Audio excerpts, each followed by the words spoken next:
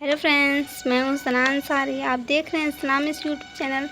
Friends, आज हम पढ़ेंगे प्रीपोजिशन। प्रीपोजिशन में कब हमें इन का यूज़ करना है, कब एट का यूज़ करना है, कब बिटवीन का यूज़ करें और कब अमंग का यूज़ करें।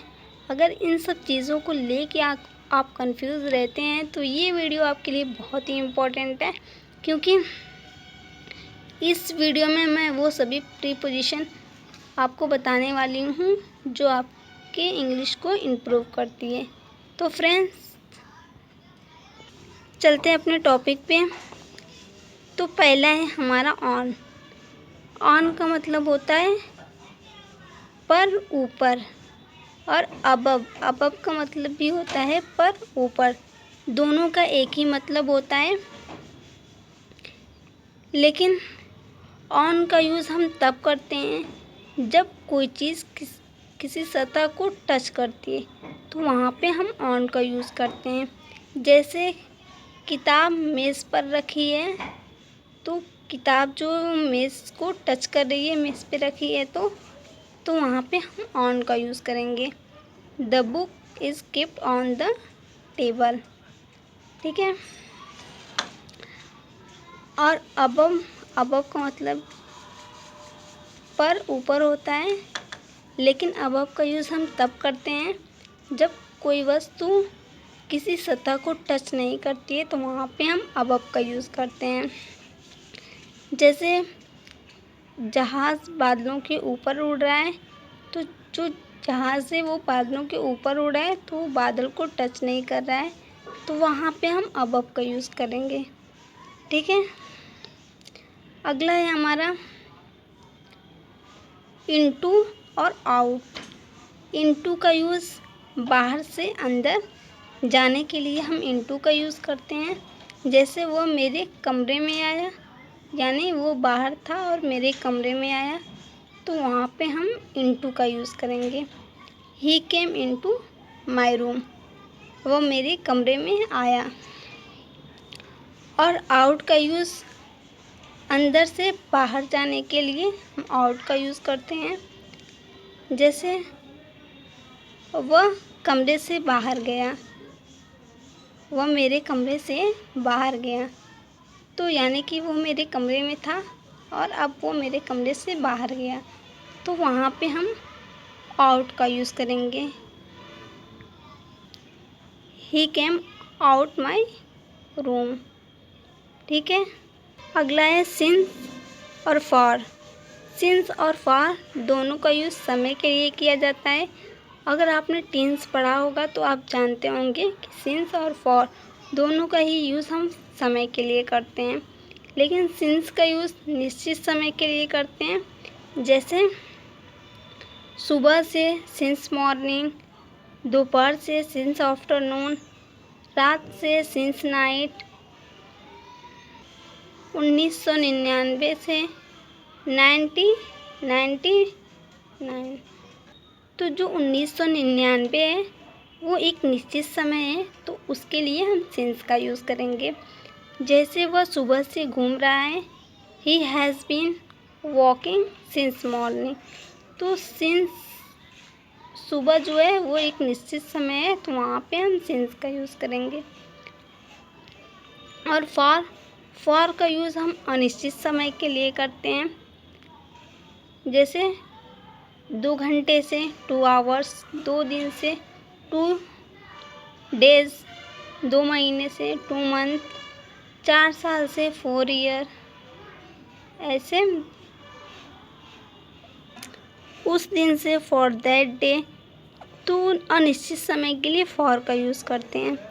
वो 2 घंटे से घूम रहा है, तो he has been walking for 2 hours, वो 2 घंटे से घूम रहा है।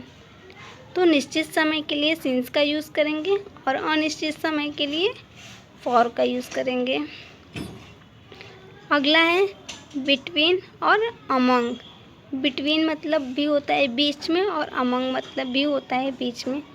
लेकिन जब दो वस्तुओं के बीच में के लिए हम बिटवीन यूज़ करेंगे, और 2 से अधिक वस्तुओं के बीच में उसके लिए हम अमंग का यूज़ करेंगे। जैसे कि दो वस्तुओं के बीच में कोई वस्तु अगर रखी है तो वहाँ पे हम बिटवीन का यूज़ करेंगे। जैसे the red box is between black and blue boxes. जो रेड बॉक्स है वो ब्लैक और ब्लू बॉक्स के बीच में रखा हुआ है, तो यहाँ पे बिटवीन का यूज़ करेंगे। और अमंग का यूज़ दो से अधिक वस्तुओं के बीच में जब कोई वस्तु रखी रहती है तो उसके लिए हम अमंग का यूज़ करते हैं। जैसे कि मान लीजिए यहाँ पे बहुत सारे बॉक्सेस रखे हुए हैं और वहाँ पे कोई बैठा है, कोई लेडी बैठी है या फिर कोई मतलब आदमी बैठा है, कोई भी बैठा है वहाँ पे, तो उसके लिए हम अमंग का यूज़ करेंगे। She is sitting among the boxes. तो दो वस्तुओं के बीच में के लिए हम बिटवीन का यूज़ करेंगे, और जब दो वस्तुओं से अधिक वस्तुओं के बीच में कोई वस्तु रखी है तो वहाँ पे हम अमंग का यूज़ करेंगे। ठीक है। अगला है ऑन टू और ऑफ। ऑन टू का यूज़ हम तब करते हैं जब कोई वस्तु गति के साथ किसी सतह पे आती है, तो वहाँ पे हम ऑन टू का यूज़ करते हैं। जैसे कुत्ता मेज़ पर कूद गया, तो जब कुत्ता मेज़ पे कूदेगा तो वो गति के साथ कूदेगा, तो हो जाएगा the dog jumped on to the table. कुत्ता मेज़ पर कूद गया। और ऑफ का यूज़ हम तब करते हैं जब कोई वस्तु सतह से किसी सतह से अलग होती है, तो वहाँ पे हम ऑफ का यूज़ करते हैं। मान लीजिए मैंने मोबाइल मेज़ से उठाया, तो जब मोबाइल मेज़ पे रखी हुई है, जब मैं मोबाइल को मेज़ से उठाऊंगी तो वो मेज़ से अलग हो जाएगी, अपनी सतह से वो अलग हो जाएगी, तो वहाँ पे हो जाएगा I pick the mobile off the table. मैंने मोबाइल टेबल से उठाया। ठीक है। अगला है हमारा एक क्रॉस और थ्रूट। एक क्रॉस का मतलब होता है इस पार से उस पार, और थ्रूट का भी मतलब होता है इस पार से उस पार। दोनों का मतलब एक ही होता है, लेकिन दोनों की कंडीशन अलग अलग है। एक क्रॉस का यूज़ हम तब करते हैं जब किसी नदी, मान लीजिए कोई नदी है और नदी से इस पार से उस पार जब हम जाएंगे तो उसके लिए हम एक क्रॉस का यूज़ करेंगे। जैसे I want a cross the river. तो इस नदी के इस पार से उस पार जाने के लिए एक क्रॉस का यूज़ करेंगे। और थ्रूट का यूज़ जब हम, मान लीजिए ये एक पेन है और इस पेन को जब मैं विंडो से इस पार से उस पार फेंकूंगी तो उसके लिए हम थ्रोट का यूज़ करेंगे। कोई बॉल है, बॉल को इस पार से उस पार फेंका गया, या कोई दूसरी वस्तु हो, कोई भी वस्तु हो, इस पार जब कोई विंडो से इस पार से उस पार फेंका जाएगा तो उसके लिए हम थ्रोट का यूज़ करेंगे। The ball want throat the window. अगला है इन। इन मतलब होता है मैं, और एट मतलब भी होता है मैं। दोनों का एक ही मतलब होता है, लेकिन दोनों का यूज़ अलग होता है। मैं कमरे में हूँ तो हो जाएगा I am in the room. मैं कमरे में हूँ, तो यहाँ पे कमरे में होने के लिए इन का यूज़ किया गया है। आपने सुना होगा लोग कहते हैं मैं घर पर हूँ, तो I am at the home बोलते हैं। तो घर में हूँ, एट जो होता है वो लोकेशन के लिए, जब वो कहते हैं कि मैं घर में हूँ तो वहाँ पे एट का यूज़ किया जाता है। क्योंकि घर में हूँ मतलब मैं कहीं भी हो सकता हूँ, घर में, गार्डन में हो सकता हूँ, किचन में हो सकती हूँ, या फिर अपने रूम में हो सकती हूँ, या फिर किसी दूसरे के रूम में हो सकती हूँ। मतलब अपने घर में कहीं भी हो सकती हूँ, किसी जगह भी हो सकती हूँ। तो जो ऐट जो होता है वो लोकेशन को दिखाता है, तो वहाँ पे हम ऐट का यूज़ करते हैं। मैं घर पर हूँ, I am at the home. ठीक है। अगला है हमारा बिलो और अंडर। अंडर मतलब भी होता है नीचे और बिलो मतलब भी होता है नीचे।